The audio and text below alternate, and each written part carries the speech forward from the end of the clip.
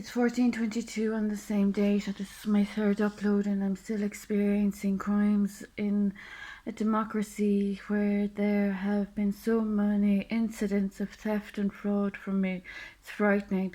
The beautiful, sentimental belongings of my child, only at the tender age of a year, his belongings were looted, and there were precious belongings of my little boy that I reported to the Garda Síochána as being stolen, and that nothing has been recovered. So it's really serious that my little boy and I have experienced so much theft and fraud. I'm aware that people are probably blue in the face, tired from hearing these documentary uploads, but it's even more sorry for the situation that there are still people trying tirelessly to continue offending me and not reading the law and not doing their sums. And I'm a teacher, I'm an educator, and when people aren't able to read the law properly and when they're not calculating circumstances properly, it's really offensive to people's intelligence, and especially the legislation that's originated from me. It's unreal that a child's belongings at the tender age of a year would be looted from his personal space. A huge sentimental value, and yet there are ASBOs in this community that think that they're coming upon my royal patronage. I'm so concerned for their mental health. They're obviously suffering from identity issues. There are people that think they're French nobility by causing me offence or causing fraud or identity theft. I don't know if they know about their repertoire of contributions to the state, but they're not exactly within the remit of the law, and they're not exactly conscious of protocol or courteous to protocol. So it would be really helpful if people would behave themselves, please, with regard to the level of, I suppose, they're trying to consider it treason. I suppose they're trying to consider it, but you see, there's an awful discrepancy between what treason is and what crime against the Constitution is. Under no circumstance are there any individuals possibly able to avail of my credentials or titles or anything of the sort. It's really serious that they have continued to cause crimes against the Constitution that aren't considered treason. It's very serious that my child's personal belongings, I keep reiterating, that child is only 8 years of age, and the level of crime that has been conducted against him, that I have not seen reparations or resolution, despite my efforts on a daily basis. The level of crime my innocent little 8-year-old has experienced because of mentally disturbed people in society that don't know right from wrong, that's highly dangerous to be accommodating, especially when my work and contributions have been of advocacy and humanitarian development for a democratic world. So I'm royalty. I can't speak about the people that have lost their seats with crimes against the state, but they have offended. There's a penalty.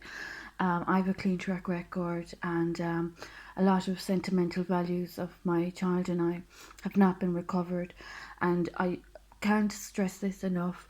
My deepest sympathies to the authorities in this country and to those that have suffered as a consequence of them having been obstructed from doing what they're supposed to have or wanted to have done and in the best interests of the democracy. There is very high levels of fraud being conducted, and there are people very sick in this society that aren't fit for purpose. That means they're holding a position that they're not fulfilling the purpose or duty or obligations of. Now, people that don't know how to fulfill their obligations to my royal titles, there's already been a penalty seen in society to the negative conduct that has been inputted to society, and the negative consequences that have been an output consequence is huge for disrespecting my royal ancestry, anyone's ancestry. So those that are stealing from me, I'm also of 3 state departments.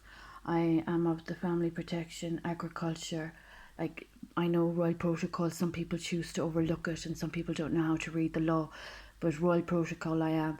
But just in case anybody feels like causing more problems with more casualties or consequence, there's agriculture, family protection, and education that I'm also of as well. So those that have a tendency or a compulsion to be of problems, they might try and be adult, and they might try a little bit of common sense and common courtesy, because they really embarrass the arts, they really embarrass the entertainment scene. They're not of my COVID-19 legislation. They have absolutely zero authority with regard to my research and recovery. Anyone accommodating fraud of my COVID-19 legislation is committing a punishable offence. That means there's a consequence for me experiencing a crime or offence of an individual that is guilty. There's a penalty. So that's just the law. But those that have been stealing from my child and I, you might be careful about where you're walking. It's not safe owing people money, and I'm owed from the United Kingdom and Ireland. So I hope Interpol are aware that there are, I suppose, in society that are unsafe with the Garda Síochána's children, and I can't commiserate enough with the Garda Síochána. I really can't. But this is what happens with poor leadership and poor politicians that can't be strong enough or brave enough in any way to be upholding Eamon De Valera's vision for this state.